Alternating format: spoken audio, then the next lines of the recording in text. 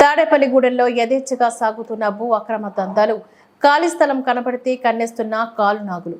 నేనే ఎమ్మెల్యే అంటూ అధికారులకు హుకుం జారీ చేస్తున్న కాలునాగులు. పశ్చిమ గోదావరి జిల్లా తాడేపల్లిగూడెం పట్టణం నడిపొడ్డున ఖాళీ స్థలం కనబడితే ఎమ్మెల్యే మనుషులమంటూ అధికారుల కన్నుసన్నల్లోనే భూ అక్రమ దందాలు యథేచ్ఛగా కొనసాగుతున్నాయి. గత 5 సంవత్సరాల్లో కేటాక్స్ అంటూ ప్రజలు భయాందోళనకు గురవుతున్నారు. అదే ఒరవడి, అదే దందా కూటమి ప్రభుత్వంలోని మొదలైంది. పట్టణ నడిబొడ్డున ఉన్న బస్టాండ్ పక్కనే ఉన్న ప్రధాన రహదారిపైన రోడ్డుని సైతం ఆక్రమించి షాపింగ్ మాల్ కట్టి విక్రయిస్తున్నారు.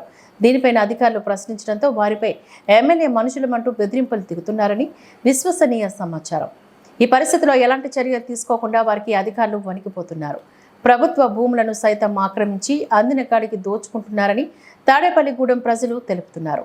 మొన్నటిదాకా కేటాక్స్తో భయపడ్డాం, ఇప్పుడేమో భూ కబ్జాలతో ప్రజలపైన వేధింపులకు దిగుతున్నామని తెలుపుతున్నారు. గూడెంలోని సామాన్యుడు బతకాలి అంటే ఎలా అంటూ గూడెం ప్రజలు కూటమి ప్రభుత్వం పైన మండిపడుతున్నారు. ఎప్పటికైనా అధికారులు అన్యక్రాంతమైన భూములను స్వాధీనం చేసుకుని వారిపైన చర్యలు తీసుకోవాలని ప్రజలు కోరుతున్నారు.